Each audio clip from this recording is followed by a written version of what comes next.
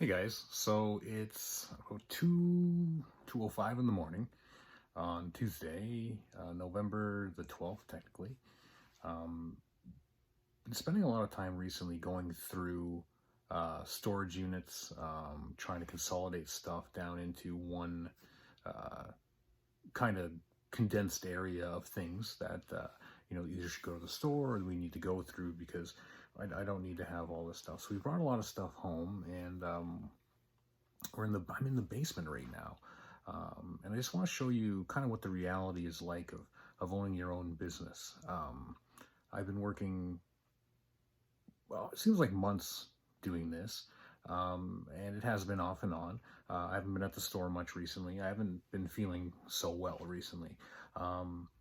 But I have been trying to get things done with the store. I just kind of want to show you guys what it's like to have your own business and what the reality of owning a video game store is, and a toy store, and all the retro and fun nostalgic things that we sell. And it's not what everyone thinks that it is. It's not. Don't get me wrong. There's very fun things to do, and there's a great community around it and everything like that. But sometimes there's some difficulties that make things a reality really quickly, and I just wanted to show you guys some of that. So these are some of the things that we have brought from storage into our basement here, and this is a fairly large room. I'd probably say it's maybe I don't know, probably 18 feet wide by 40 something feet long. It's a big room, and everything in here, with the exception of a couple things right there and a wheelchair that was left here by the previous owner of the house, and we just haven't moved it in 3 years, is stuff that is store related. There's a couple things here and there that are like just down here for storage reasons, and you can even see out the door there's more things that have already been gone through and they're ready to go to the store. And there's a lot of stuff that needs to be donated to charity, and a lot of things that still need to be sorted through. But yeah, this is kind of the reality of it, that on any day of the week you could easily be up till 2 or 3 o'clock in the morning, working, going through and sorting and stuff like that. And I kind of just wanted to show you some of the stuff that is going to be coming to the store. We've already gone through a lot of things already. And we found some really cool stuff. We have this week probably about over 100 GameCube games coming to the store. But here's one of the bins that is going to come to the store, and it's literally full of everything. We have handheld stuff. So I got a couple chargers in there and a bunch of replacement battery covers for Game Boy Advances. There's a lot of little store display stuff. And some of you guys might be wondering why we have all this, why it's not in the store, and why it's not whatever. We moved the store in 2017. And in our old location, we had a 1,900 square foot basement that had 8 foot high ceilings, and it was packed with stuff. And our new location went from having 1,800 square feet and then 1,800 square feet of storage. Our new location has 800 square feet, which is about 700 square feet, maybe 650 square feet of store space, and then the rest is a little back room. So we don't have room to put all the stuff that we have, and we kind of, not that we neglected it, but we kind of just threw it in storage and progressed on. And that's the reality of business. Sometimes you just got to set things off to the side so you can keep moving. So we have a lot of little like hooks. These are for peg walls. Specifically, we have a PlayStation display cabinet at the store, and so we have a lot of things like this. So I'm just gonna try and get some of this stuff out of the way. These are for slat walls, so you kind of take it and you hook it and lock it in place, and then you hang your product on the thing there. And I have hundreds and hundreds and hundreds of these. And the reason why I have hundreds of them is because they're really hard to find. So every time I find them, I just buy all of them. I'm just gonna try and get some of this stuff out of the way here so you guys can get a little bit of a better view of what we got. We have hundreds of thousands of zip ties. I buy them almost every time I go to the dollar store or hardware store or like Canadian Tire, places like that, because you can never have enough of these things, and I always need them, and I always seem to have none when I need them. They're always in storage or something like that. But there's a lot of cool stuff. Like we have brand new keychains that for whatever reason we didn't put out last Christmas or a couple Christmases ago. This is Pokemon Through the Years. I think it's a Club Nintendo poster. I got NES cleaning kits. I got styluses in here. I've got G.I. Joe Light Brights, things. There's more things for the store in there, like just some little baggies and erasers and like little suction cups and stuff like that. This bin here is all full of Wii things, so like little remote rubbers and stuff like that. And then there's other things down here, like I found a perfectly fine Xbox One. That was one of the first things that we put in here. It's kind of hard to see, but yeah, just an Xbox One that for whatever reason ended up in storage. I don't know why. I also found a GameCube player, a Game Boy Advance player disc for the GameCube. These are exceptionally hard to get your hands on. So that's just a few of the things that we kind of are just finding in storage. We really want to get to the store so that we can, you know, put them out. So because a lot of people are looking for stuff like this, and I know this bin is a bit of a mess right now, and it'll all be sorted out before we bring it to the store. It's just kind of interesting. And then just other things that we've purchased, because sometimes when you buy lots of things, you end up with weird things like antique baseball gloves and some sort of pottery, because it just ends up that way, and then you throw it in storage and you don't think about it. So it's kind of dark in this corner of the room here, but I just wanted to show this off. This is something really cool I picked up a long time ago. This is actually a first edition, first print of the Michael Jordan Slam Dunk competition. I don't know if it was his rookie year or his second year, but it's really uncommon to find a first print. You can see in the corner there's the Nike logo, and it's in fantastic condition. So whoever got this back in the day, they got it framed and they put it away. Posters like this are worth a fair amount of money, especially in this condition. I've probably had this for maybe 8 years, 6 years, something like that. I've never displayed it because I don't have a place to put it right now. And it's just kind of one of those things where you want to display it, but you gotta have the right circumstances to kind of display it correctly. So it's really cool. Last time I looked it up, they were going for anywhere between $80 and $700. So I don't know which ones were real, which ones were fake. I'd probably say a good estimate for like retail on it for one in this condition would probably be around $200 to $250, which is crazy for a poster that like a million people had on their walls growing up. But this is a first issue, first edition, first print of it, which is really awesome.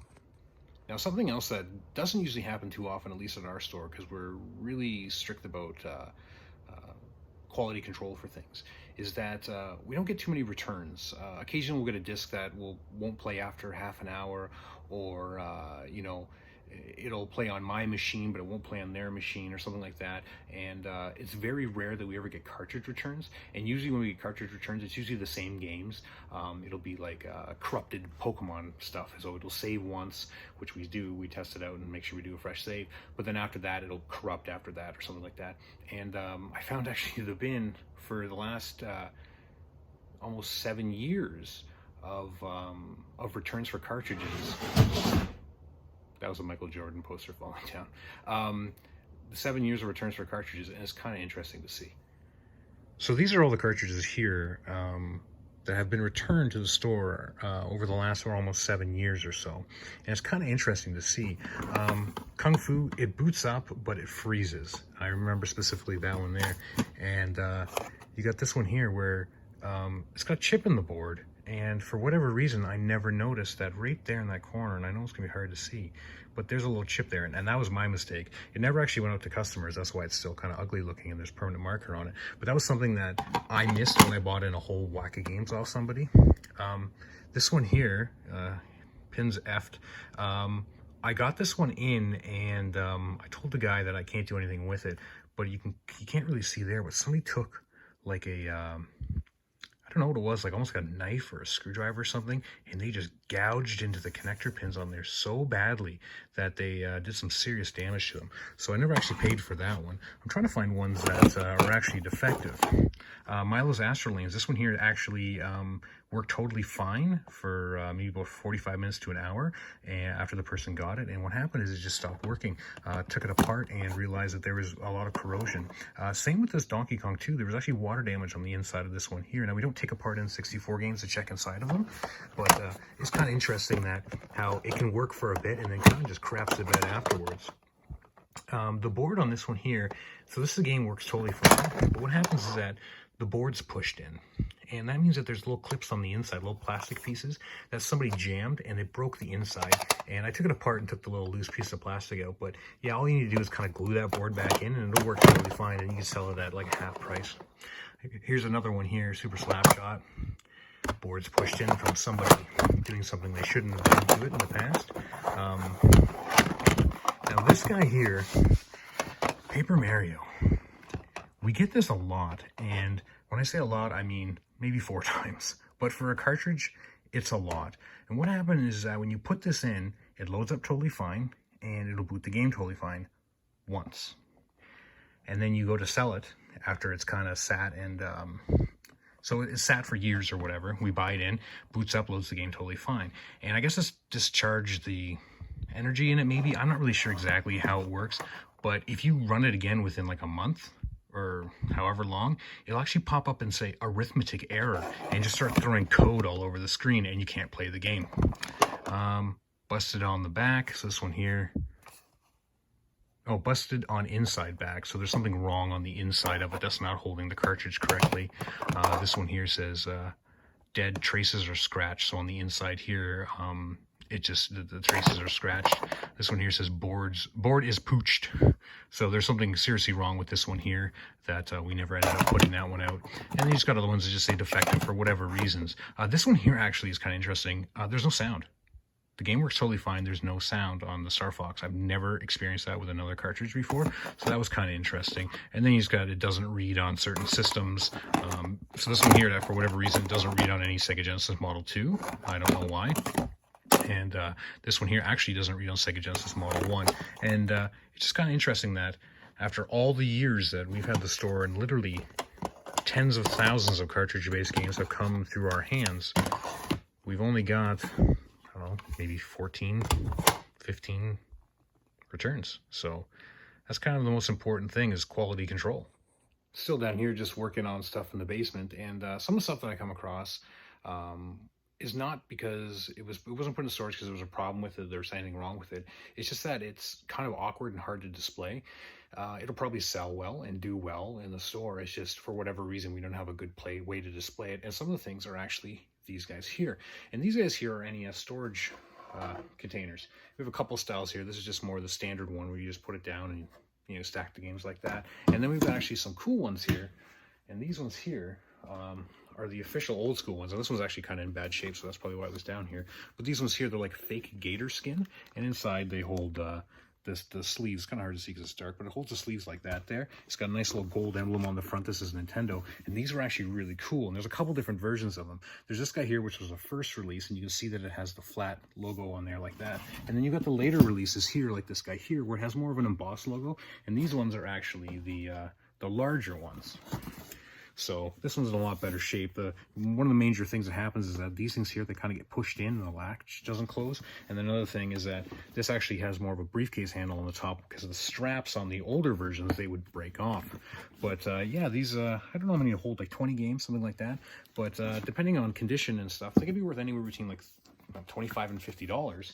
And brand new ones can easily break $100. But I have a whole box of them here, and it's just one of those things that they're kind of hard to display in the store, even though we'd really like to put them out there for people to buy, and people are interested in them. So I think when we start going through some stuff and bringing more things into the store, you can kind of have an idea of some of the stuff we're going to bring in, and these guys are definitely coming for sure. Now we're kind of in a different section of the basement here, and this is the reality of what it's like to have a video game store, especially when you don't have enough space to put everything, and you know, you're trying to go through it all. And this stuff's been probably in storage for 3 years now, if not a little bit more.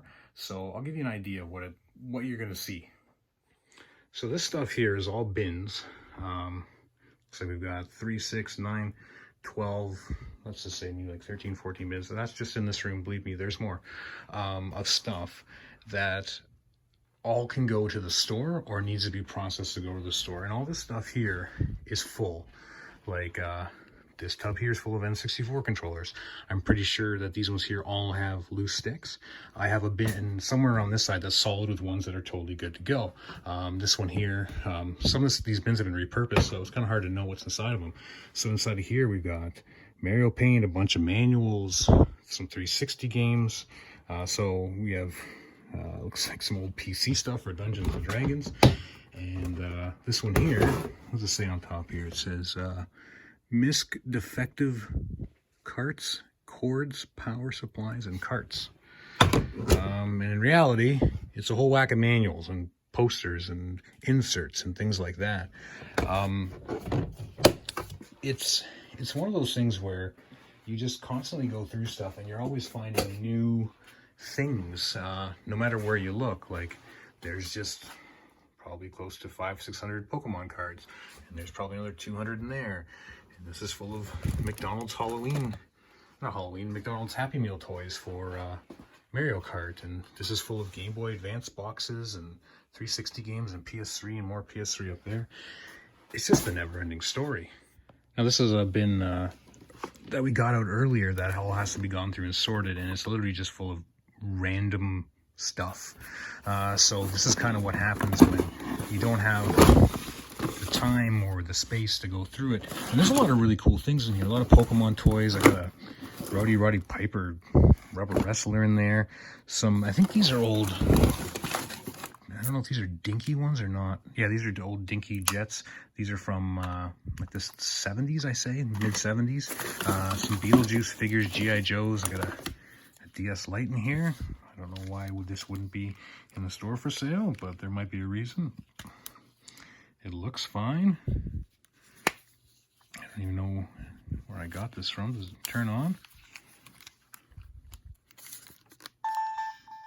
See, these are just kind of the situations where, for whatever reason, possibly in the past, we might have maybe had like 15 of these things already in stock.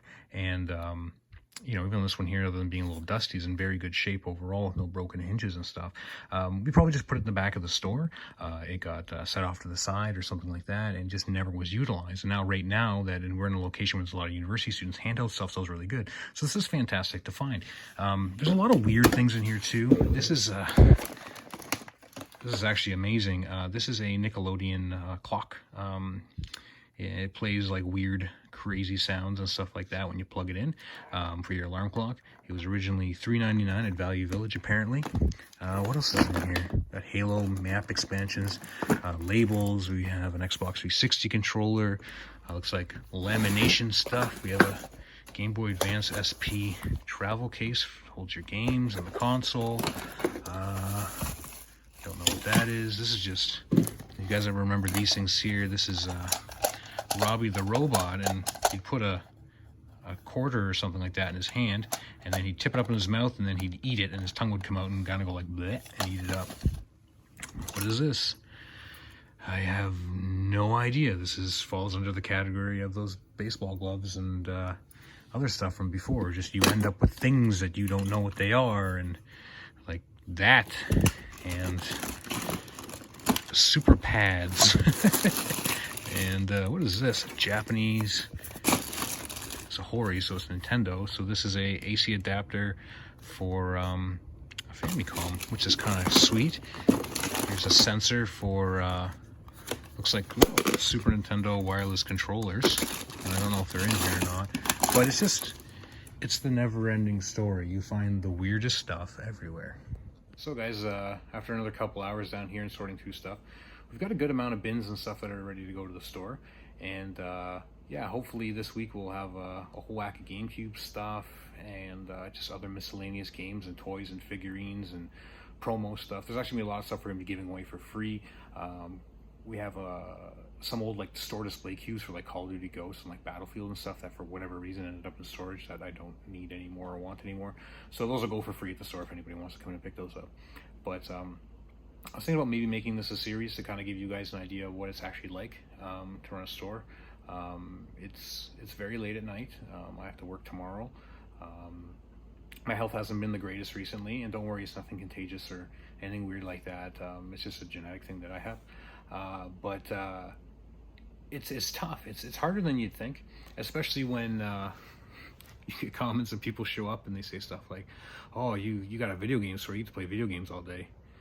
No, you get to clean video games all day. You get to, you know, sort through stuff and alphabetize and categorize and that kind of stuff, and clean up after people make messes and, you know, put games in the wrong spot and stuff like that.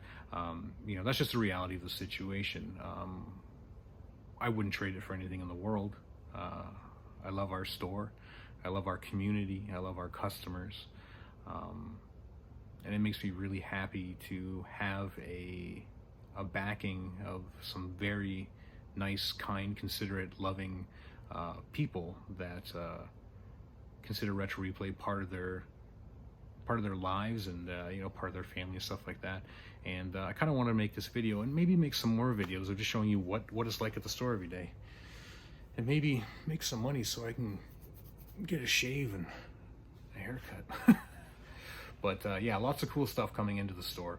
We've got some fun CRTs that are showing up. A lot of people have been asking for those. We've got some Hello Kitty ones that are going to show up. I think at least one Hello Kitty TV, and then a nice little RCA. They're going to be pretty cheap. They're not ones from like the 70s or 80s or something like that, where they're going to be like $50 to $100. Well, the Hello Kitty one might be $50, but yeah, they all work fine. They're all tested. You know, one of them's been refurbed professionally, so it's just, you know, so we can help everybody out. Anyways, I'm rambling. Hope you guys like this, and if you want to see any more, just comment, say that you do. If not, that's totally cool.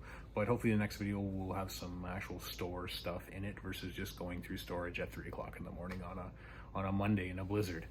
So gonna probably pack the car up tomorrow morning before work, and head on out and get my dolly from the store, and then haul everything up into the mall. And hope maybe you guys will see some of you guys there. I gotta figure out how to edit videos on a phone. Should be interesting. Thanks for watching.